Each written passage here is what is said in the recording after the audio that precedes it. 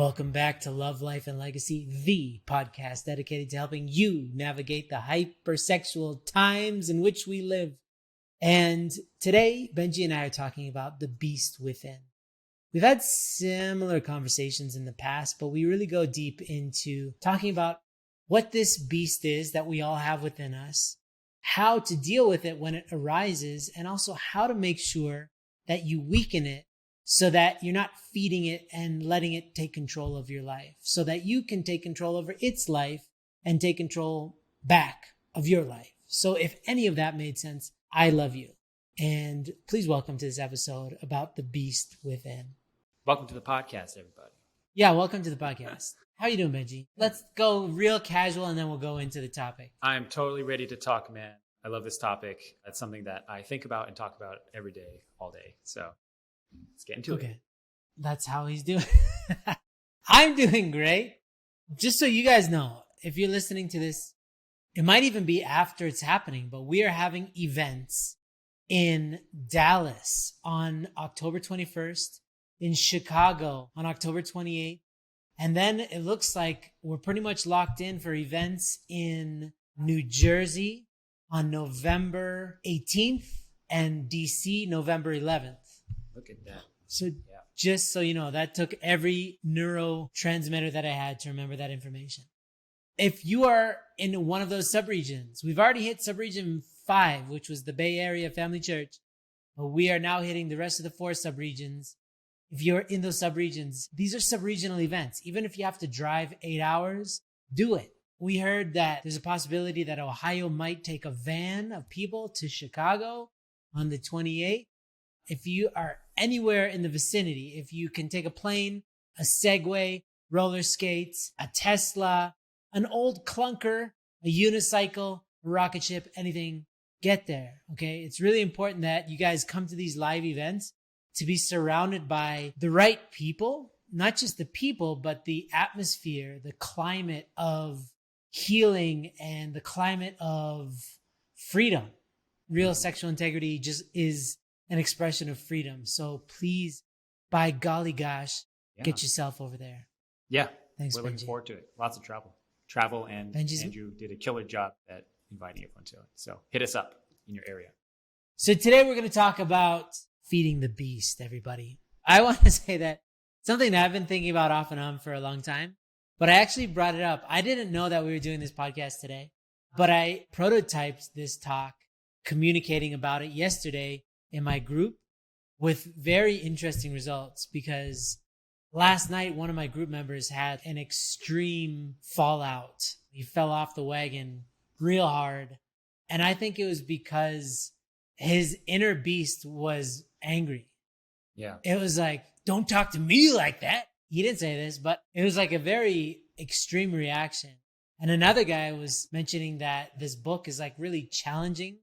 I realized absolutely this is like exfoliating your soul when you hear this kind of stuff, because like you've mentioned, a lot of people claim that they want to get rid of porn. They want to change their habits, but they keep it in their back pocket just in case, because they know they get something out of it. Yeah. But when you really call somebody out, or not even call them out, but call an action out in their life that exists, that they can't deny, it's very uncomfortable, because it's like you're realizing you have this giant, very aggressive tumor inside your soul, and you got to do something about it.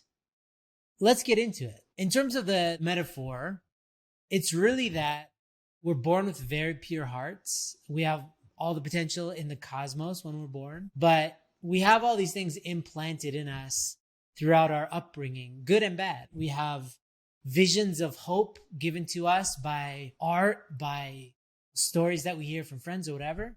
We also have heinous stuff plastered into our psyche. And stuff like porn is a great example of that. That's watching people being violent towards each other, hating each other on camera in many cases, calling each other very degrading names. And it makes you more carnal and aggressive to the point where it's unhealthy. To be aggressive, and I really wanted to make this point with my group yesterday, is actually really important, especially for dudes. We have this aggressive energy that's vital to our existence. My 3 sons have it in abundance. I notice if they're sitting around too much doing schoolwork or like Lego or stuff, I have to get them up and wrestle and do something. Otherwise, they go crazy. They got to get it out in some way, shape, or form. So aggression in and of itself is a good thing.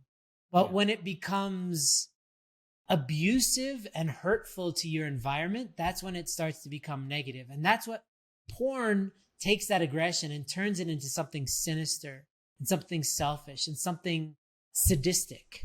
When we consume this stuff, starting with porn, because it's such a clear offender, it's clearly feeding this part of us that exists within us in our mind, but also we feel it in our spirit that can take over.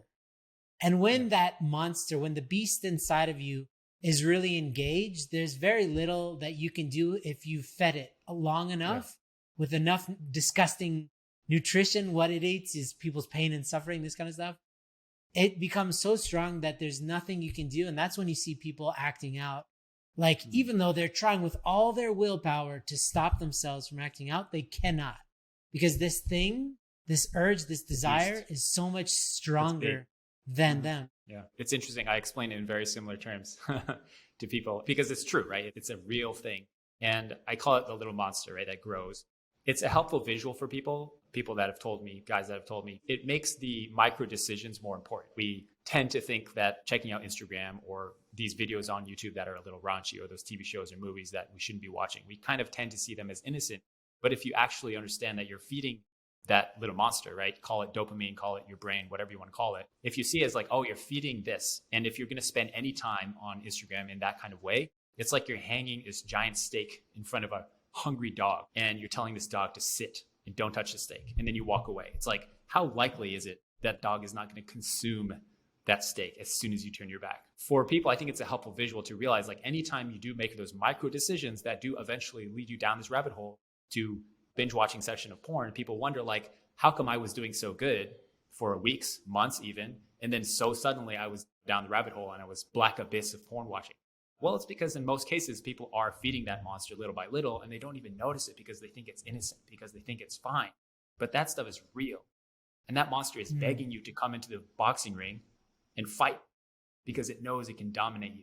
And we like to think that, oh, I'm strong enough after many years of being clean. If I put my guard down, it's like I can watch this show, or I can watch this thing on YouTube, or I can follow this person on Instagram because I don't need porn anymore. But we don't realize is that that's how addictions are formed, and that's how the monster is fed. And before I knew it, it was like, it was game over. And I felt all the shame and hypocrisy and spiraling that came after that. But it's helpful to think of it as like, every time you do engage with this type of content, you're like getting into a boxing ring with this monster. And depending how big it is almost impossible to backtrack from that because of how much we fed it. And now the key I've learned is to not even engage in the fight. We like to think that we can fight it, but before we know it, we're on the ground and we're being pounded in the face by this monster. It's just to backtrack and be like, hey, I don't need to fight this. I can just ignore it. And by ignoring it, it can actually shrink and shrivel and die on its own by not giving it the power that it is. I'd like to unpack that a bit, because I want to paint a really clear picture so that people can really experience this. Because when the beast is taken over, it's even visible to outsiders, like people who are not you. You put out a vibe, you have a look on your face. I've seen it in other people. It's this very scary vibe that you give out. And you don't want to be around a person who's possessed like that.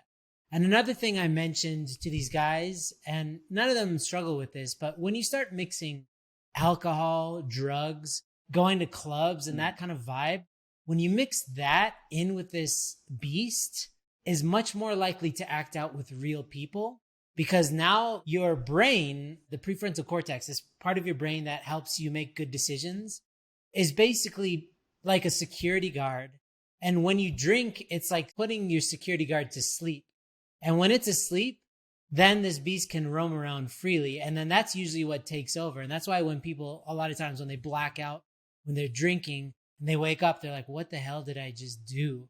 It can be pretty scary. When somebody's possessed with this strong desire, when the beast is at peak mode, in your experience, is there for a person to do? So you're there. The beast is kind of rising up in you. You've got that look on your face like, I'm hunting now, right? I'm possessed and now I'm on the hunt. What do you say somebody should do? I think usually what people tend to default to is like, oh, let me tell an accountability partner or my parent or my spouse about this particular trigger. And I think that many men that I've personally talked to about triggers and reporting and that kind of thing, I think in most cases it's less productive to tell somebody that like, oh, I'm struggling with porn right now. Like I'm struggling to be triggered and act out right now. Because in most cases, it's actually masking an underlying issue.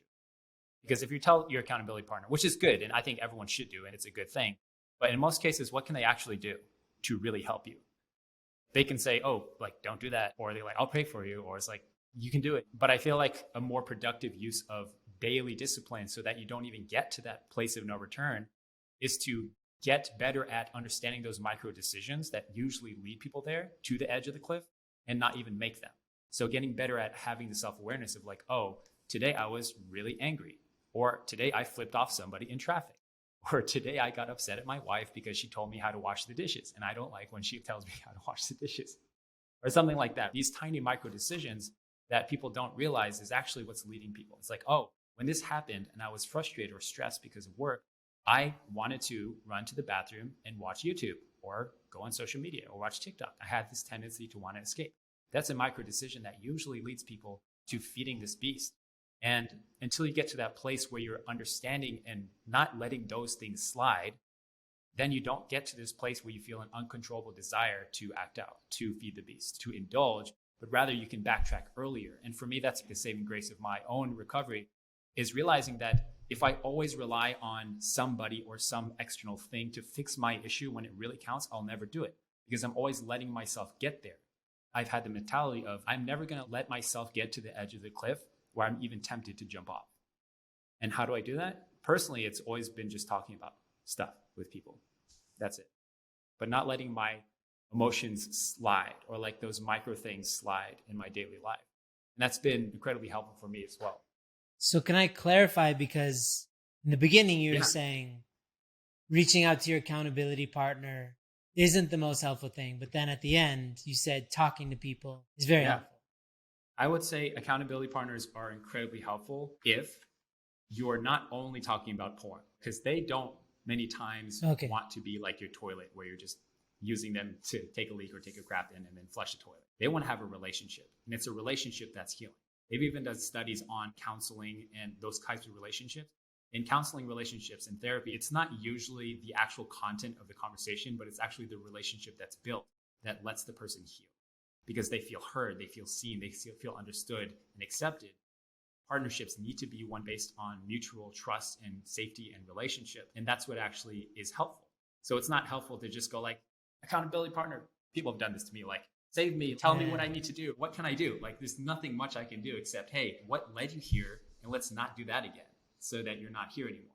And also the other caveat with accountability partners, what is key is that it has to be somebody that is not struggling themselves. They have to be someone that has more to give. The analogy I use is like, you don't want to be two vampires sucking the blood out of each other or two zombies eating each other. You want to be someone that is filled themselves so that they can actually give you perspective that you don't have. But I've noticed a trend in people, especially like Faith, is that people tend to gravitate towards other people that are also struggling and try to seek accountability and support from there, which is not bad. Like, it's not a waste of time. It's good. But I would say it's not the most effective in terms of actually getting to the root issues and being filled up and charging your batteries so that you can actually get through this thing. Yeah, I like that. So one thing that you're mentioning is prevention. I think that adds context because we've talked about this before, that why shouldn't a person go to places like TikTok, go to places like Instagram? Why is it actually ultimately destructive? Because you can hear many cases for both sides. Is it good? Is it bad? Well, it depends, right? But a good analogy for you to put yourself in the middle of, when you're there, are you watching content that's feeding that beast? And most likely you are. Unless you're only subscribed, like we've had the millennial rabbi that I met on Instagram on this podcast, and I still follow him and we actually still connect on Instagram. So if you're following monks and priests and nuns, maybe it's a good use of these platforms, but generally speaking, we're not. That's not why you're there. So to understand a context of every time you engage in really racy content, it's feeding the beast. And I was saying yesterday, and I would stand by the idea that watching violent content also feeds the same beast. That's Again, aggression that's gone sour, that's gone off, that's become destructive. There's so many things that we consume via YouTube, via Netflix or whatever, that's incredibly violent. I was looking for a movie the other night to watch because every once in a while, Benji, I like to watch a movie without my wife because then I don't have to translate. Typically, when I watch a movie with my wife, I have to pause it every 2 to 3 minutes and explain the person just said. Every once in a while, I'll sneak away and I'll. It's my confession. I've clearly justified it. You're allowed. Thank you. I was sifting through Netflix and I was like, geez, Louise, there's not overtly sexual or extremely violent. I'm a real big fan of that guy, Cillian Murphy. He's an Irish actor and he's in the Peaky Blinders. But every clip that I've ever seen is basically just him shooting people in the head. And I was like, I don't need that in my psyche. I just don't. As engaging as I'm sure the story is, just like people will go crazy for Breaking Bad or any of these shows. It's like, people who are struggling doing the worst possible things to other humans probably isn't good for this beast because it's feeding it violence. And I would put violence and porn, it's one and the same. I would conflate them any day of the week because sexual violence and violent violence is all a crime against humanity. And it hurts us and it hurts them by watching and by participating. So just to really be clear on the preventative side, what is going through your senses, make sure that it's not feeding the beast. Okay. And then the other thing is to get to the point with a sober mind that you could reclaim a sober mind while you're possessed. So let's say the beast is taken over. Let's say that you're really possessed. You got that look in your eye like, I'm going hunting now. I'm going to go on my phone. I'm going to wear it for porn, whatever it is that I'm about to do. That you can reclaim that sobriety and start saying it like it is. Look at me right now. I'm absolutely possessed by this hunger.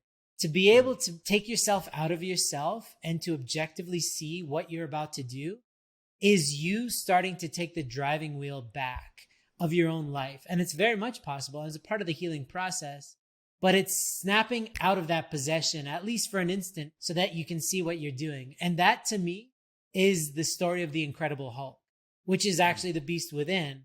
And obviously you could use that metaphor for a lot of different things, but just consider yourself when you are the green monster of the Hulk and you're not Bruce Banner anymore. That's you possessed by this carnal lust for something that you probably shouldn't do that goes against your life. And, the Incredible Hulk wreaks havoc and he destroys stuff, but that's you after you're possessed. You've just wreaked havoc in your own life. All of your goals, you just like chop them down because you were just possessed and you let this monster take over. I think what Bruce Banner has done really well is understanding himself. That's a given. Like he has to be able to go through the process, even to the point where he, in the last Avengers movie, he merged like Bruce Banner, the best of both worlds, right? And it's like to do that, you got to understand. You can't just in the moments where you're feeling angry, be like, okay, how do I not be angry? It's like, you got to figure out how to not get to that place of no return. So that's like just noticing the little things. And I think something that I told the guys in the Spartan program, it's helpful to have mantras in your mind, like things that you say to yourself. I'm not into like affirmations. It's helpful to have something that's in the forefront of your mind that you say to yourself when you're making those micro decisions that usually lead you there. For example, one micro decision that does feed the beast is social media. We've already established that. Another micro decision is even thinking about acting out. Even the thought of like, oh, maybe I'll act out tonight. Entertaining the thought of it is another form of feeding the beast. And we don't realize that. Even when we see something or we hear the word porn or see it or whatever, like those triggers, we have an opportunity to feed that beast or to make a different decision and go in a different direction. For example, some of the guys have developed these mantras of, I don't need that. And that's something that I used for a bit, but I changed it to something else later. But one guy said that he just says that in his mind, like, I don't need that anymore. It's like, I used to think I need that, but I don't need that. Or another guy says, that's not an option for me. And that's something that I've adopted too, except I use the F word. Another one is like, I've come too far. I don't need that anymore. It's not an option. And if you can think like that, in those very moments where you have a decision, do I engage this monster or do I go a different direction? That's called being strategic, deliberate, intentional, mindful about where you're going. Instead of just like gritting and biting your tongue and pushing yourself through it, it's like, okay, where do I actually want to go with this feeling? It's like, oh, I'm feeling really stressed right now, or I'm feeling really anxious right now. Instead of saying, I don't want to feel stressed. Okay, where do you want to go? Where do you want to go instead of that? Where do you want to direct that energy? If you're feeling bored, what do you want to feel instead of bored? I'm tired of feeling bored. I want to feel excited. Acting out, that's not an option for me. How do I feel that? Where do I go? And just making your daily actions and your North Star centered around that. You're laughing, Andrew. What's up? That is the North Star goal. Because one of the guys had a bit of a revelation, and it was about the Unwanted book as well, which is super helpful.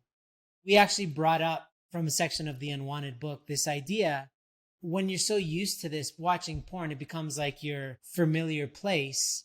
If you didn't have that, part of you wants this thing because you can't imagine life without it, because it's so familiar to you. This going to porn, masturbation, PMO. It's so familiar to you that you cannot imagine your life without it. And so then I was like, that is the North Star goal, is to start to at least come up with a proposal of what your life would be without that. Because if you don't start planning for a life without it, then you're always going to be bound to a life with it. And then I proposed the question, what's scarier? Because he said he was genuinely anxious about the idea of letting go of porn. And I was like, well, what's scarier to you? Is it letting go of porn, or being a grandpa, having kids and then having those kids have kids, being 75 years old and still having this exact same porn problem? What's scarier to you? And he said, yeah, obviously the 75-year-old thing. The whole point is, instead of planning for failure, how do you start envisioning what success looks like and practicing the habits that are necessary to achieve that? And you can't, because you can practice a bunch of strategies to block failure, but you still don't have a vision for what success even looks like, even a general idea.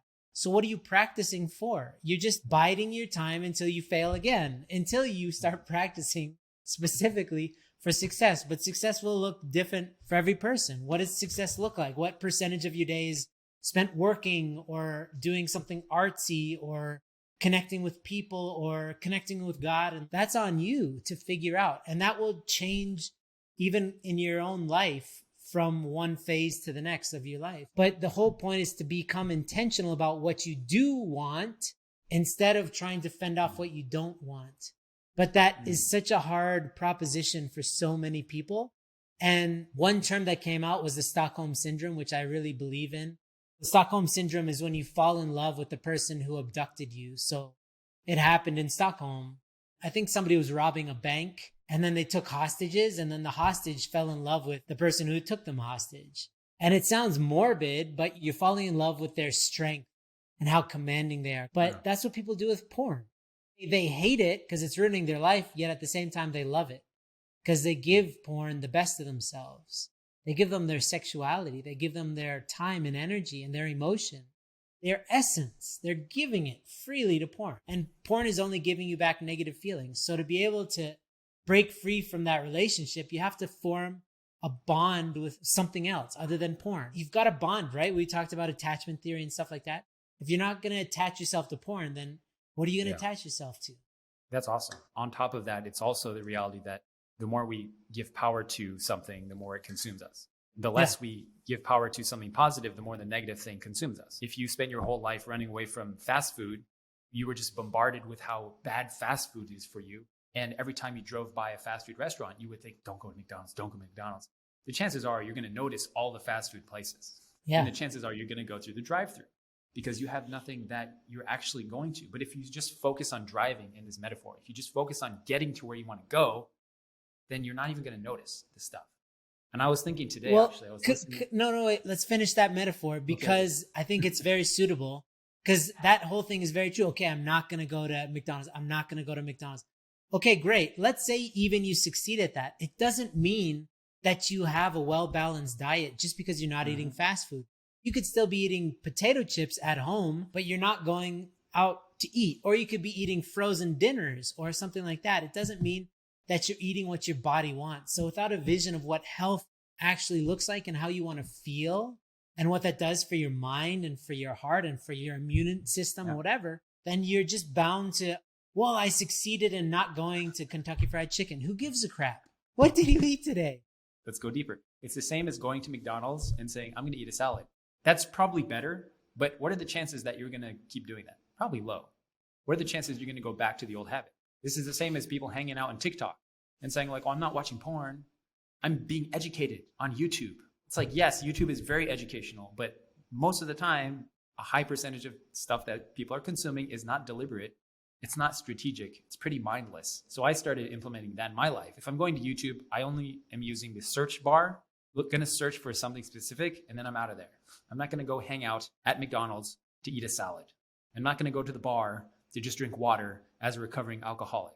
And this is why I have a strong recommendation for anybody who's a recovering porn user is don't spend any time on social media. Like just completely detox it.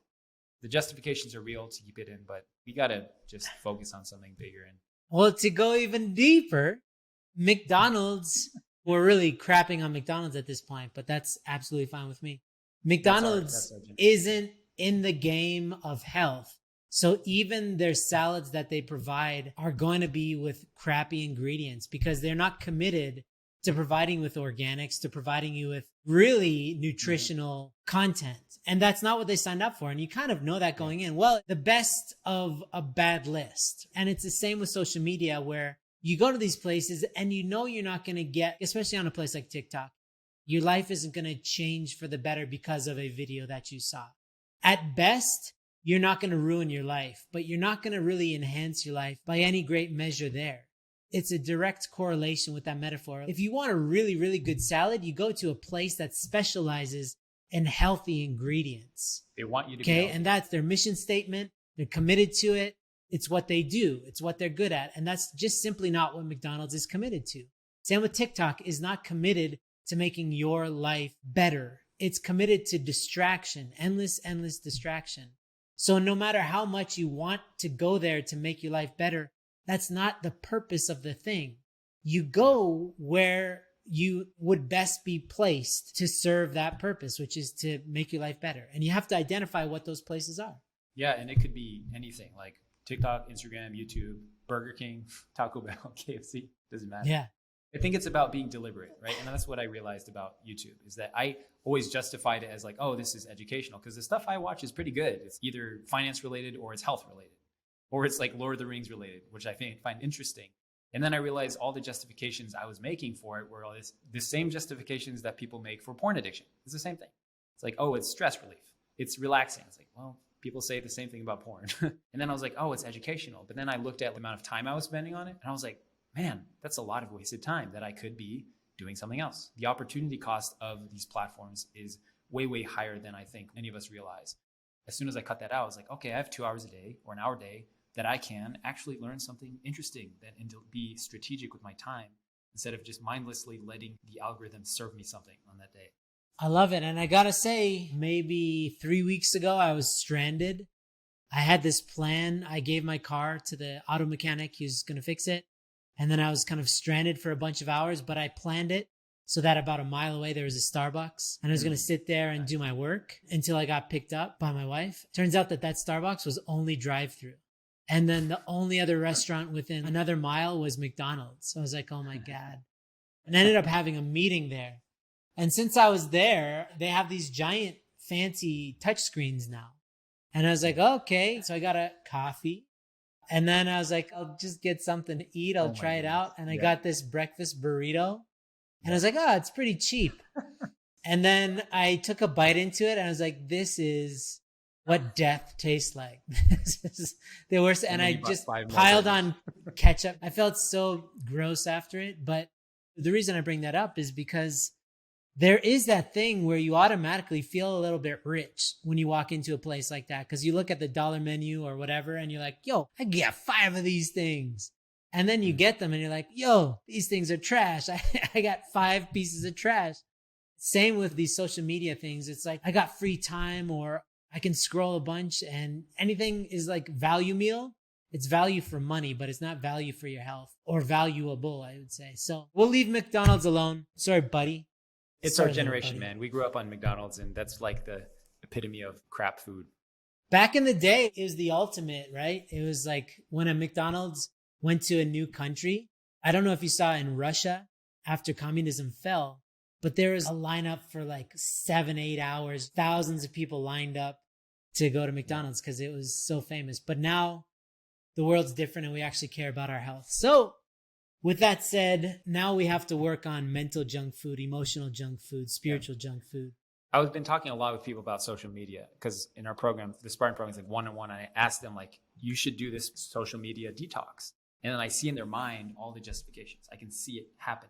And I say this to them. I was like, if you can't give up social media for a month, then you can't quit porn. I say it like that because I'm trying to be a little bit polarizing for them to make them think about it. And in most cases, they do it actually. If we really dig deep and I ask them to make a pros and cons list. And they realize, wow, the cons of this habit like far outweigh any pros associated with keeping a social media habit because it's mindless, it's a waste of time, they don't feel good doing it, and the opportunity cost is very high because they could do other stuff.